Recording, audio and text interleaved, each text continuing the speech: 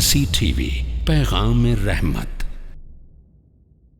رسول اکرم صلی اللہ علیہ وآلہ وسلم کی جو ہدایات ہیں ان میں سے ایک قسم وغیرہ کھانے کے بارے میں کچھ باتیں بتائی گئی۔ اس کو بھی سمجھ لیں، یہ شرعی مسئلہ بھی ہے۔ پہلی چیز تو یہ کہ آدمی کو نارمل حالات میں جب ضرورت نہ ہو بلا ضرورت قسم نہیں اٹھانا چاہیے۔ جیسے کہتے ہیں نا، قسم اللہ کی، قسم تمہارے باپ کی، قسم میرے بیٹوں کی، اس طرح کے جو الفاظ ہیں، تو اس میں جو ہے کچھ چیزیں جائز اور کچھ ناجائز ہیں، اس کو خیال میں رکھیے۔ شدید ضرورت کے بغیر قسم کھانا یہ درست نہیں سمجھا گیا۔ جیسے بعض لوگ تکیے کلام کے طور پر قسم اللہ کی، قسم فلاں کی، قسم یعنی اپنے کاروبار میں بھی بار بار قسم کھاتے ہیں، بیٹھتے اٹھتے وقت بھی قسم کھاتے ہیں۔ یہ چیز درست نہیں ہے۔ قسم آدمی جہاں وہاں کھائے جہاں زیادہ شدید ضرورت ہو۔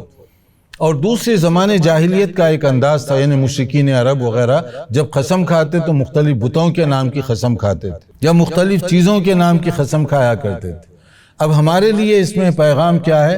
پہلی چیز تو ضرورت پر قسم کھائیں، اور دوسری چیز یہ ہے کہ اللہ کے نام ہی کے ساتھ من کان حالفا فلا یحلف الا باللہ، جو قسم کھانے کا ارادہ کرے تو صرف اللہ کے نام کی قسم۔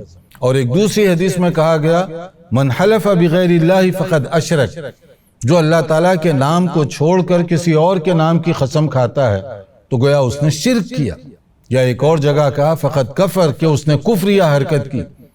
تو اب ہمارے پاس جو عام طور پہ یہ مشہور ہے نا جملے، ماں کی قسم، باپ کی قسم، یا میری اولاد کی قسم، تو یہ جو قسم کھانے کا انداز ہے یہ غیر شرعی انداز ہے۔ زمانے جاہلیت میں یہ انداز رائج تھا، زمانے اسلام کے اندر صرف اللہ کے نام کے ساتھ یہی جائز ہے، اور باقی چیزوں سے ہمیں روک دیا گیا۔